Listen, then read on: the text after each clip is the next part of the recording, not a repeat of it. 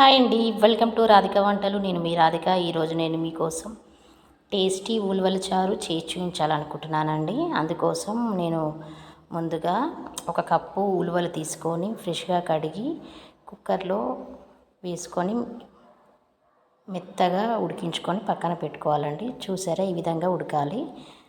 ఉలవలు ఉడికిన తర్వాత వచ్చిన వాటర్ను కూడా పక్కన పెట్టుకోవాలండి. అదేవిధంగా ఒక నిమ్మకాయ సైజ్ అంతా చింతపండు తీసుకొని ఫ్రెష్గా కడిగి నానబెట్టి పెట్టుకున్నాను. ఒక ఉల్లిపాయ సన్నగా కట్ చేసి పెట్టుకున్నాను. అదేవిధంగా కొత్తిమీర, కరివేపాకు, పచ్చిమిర్చి, ఎండుమిర్చి కూడా రెడీగా కట్ చేసి పక్కన పెట్టుకున్నానండి. ఇప్పుడు ఉలవలు చల్లారిన తర్వాత ఒక మిక్సీ జార్ తీసుకొని అందులో ఉలవలు వేసుకొని అదేవిధంగా ఒక 5 పచ్చిమిర్చి వేసి తగినన్ని వాటర్ పోసుకొని ఈ విధంగా మెత్తగా పేస్ట్లా చేసుకోవాలండి. ఒక 10 వెల్లుల్లిపాయలు తీసుకొని ఈ విధంగా కచ్చాపచ్చాగా దంచి పెట్టుకోవాలి. అదేవిధంగా చింతపండు కూడా రసం తీసి పక్కన పెట్టుకున్నాను. ఇప్పుడు స్టవ్ వెలిగించుకొని స్టవ్ పై కడాయి పెట్టి 2 టేబుల్ స్పూన్స్ ఆయిల్ వేసుకున్నానండి. ఆయిల్ వేడెక్కిన తర్వాత 1/2 టీ స్పూన్ జీలకర్ర, 1/2 టీ స్పూన్ ఆవాలు, అదేవిధంగా కట్ చేసి పెట్టుకున్న పచ్చిమిర్చి కూడా వేసుకోవాలి. ఎండుమిర్చి కూడా వేసుకోవాలి. ఒకసారి కలుపుకోవాలండి. స్టవ్ని మీడియం ఫ్లేమ్లో పెట్టుకోండి.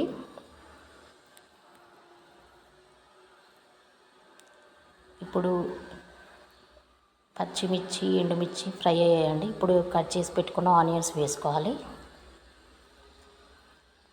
ఆనియన్స్ వేసుకొని ఒకసారి కలుపుకోవాలండి. ఈ ఉలవల చారు చాలా టేస్టీగా ఉంటుందండి. నేను చెప్పిన మెజర్మెంట్స్ తోటి చేసి చూడండి, మీకు చాలా బాగా నచ్చుతుంది. ఈ విధంగా కలుపుకుంటూ ఆనియన్స్ ఫ్రై చేసుకోవాలి. ఇప్పుడు ఆనియన్స్ ఫ్రై అయ్యాయండి. ఇప్పుడు ఇందులో వెల్లుల్లి క్రష్ చేసుకొని వేసుకున్నానండి. ఒకసారి కలుపుకోవాలి.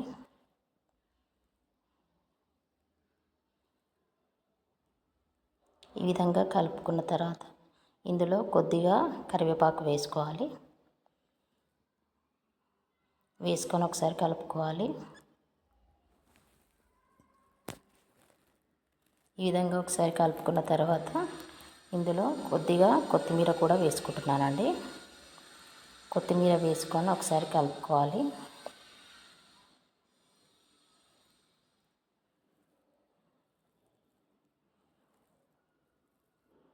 ఇప్పుడు ఇందులో ఒక 1/2 టీ స్పూన్ పసుపు వేసుకుంటున్నానండి.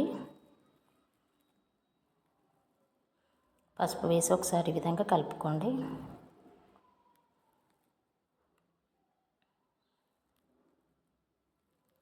ఇప్పుడు రెడీ చేసి పెట్టుకున్న చింతపండు రసాన్ని ఇందులో వేసుకోవాలండి. ఒకసారి కలుపుకొని చింతపండు రసం మరిగే వరకు వెయిట్ చేయాలండి. ఇప్పుడు చింతపండు రసం మరగడం స్టార్ట్ అయింది. ఒకసారి కలుపుకోవాలి.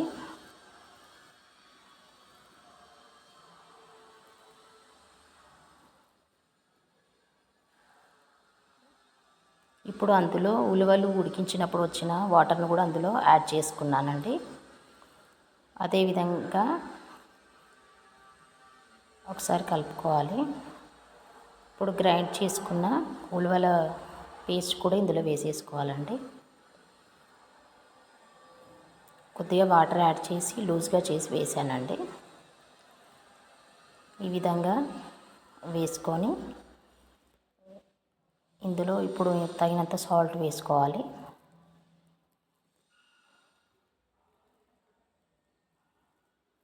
సాల్ట్ వేసి ఒకసారి కలుపుకోవాలండి. ఇప్పుడు ఇందులో 1 టీ స్పూన్ ధనియా పౌడర్ వేసుకుంటున్నానండి.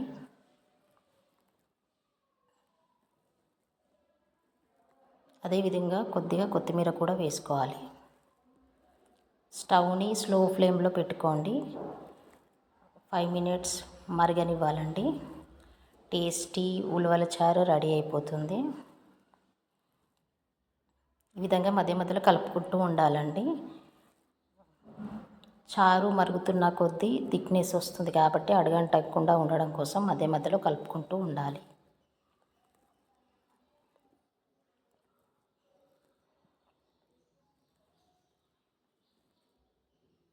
ఈ విధంగా కలుపుతూ ఉండాలండి.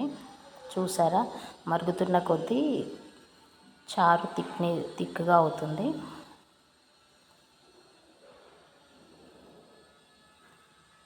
ఫైవ్ మినిట్స్ మరిగిస్తే సరిపోతుందండి. ఇప్పుడు ఇందులో పావు టీ స్పూన్ గరం మసాలా వేస్తున్నాను. గరం మసాలా వేసి ఒకసారి ఈ విధంగా కలుపుకోవాలి. గరం మసాలా వేసిన తర్వాత ఒక 1 మినిట్ మరిగిస్తే సరిపోతుందండి. టేస్టీ యమ్మీ ఉలవల చారు రెడీ అయిపోతుందండి. ఇది వైట్ రైస్లో చాలా బాగుంటుంది. పిల్లలు పెద్దలు అందరూ చాలా ఇష్టంగా తింటారండి. మీరు ఒకసారి ట్రై చేసి ఎలా వచ్చిందో టేస్ట్ చేసి నాకు కామెంట్ చేయండి. నా ఛానల్ని కొత్తగా చూస్తున్న వాళ్ళు ప్లీజ్ లైక్ చేయండి, షేర్ చేయండి అండ్ సబ్స్క్రైబ్ చేసుకోండి. 1 మినిట్ అయిపోయిందండి. ఇప్పుడు స్టవ్ కట్టేసుకుందాం. స్టవ్ కట్టేసుకొని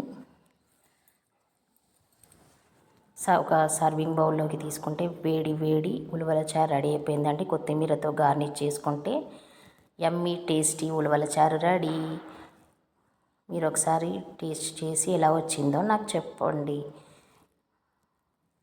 చూస్తుంటే నోరు ఊరిపోతుందండి. చాలా బాగుంటుంది వైట్ రైస్లోకి ఇది. థ్యాంక్ యూ ఫర్ వాచింగ్ అండి.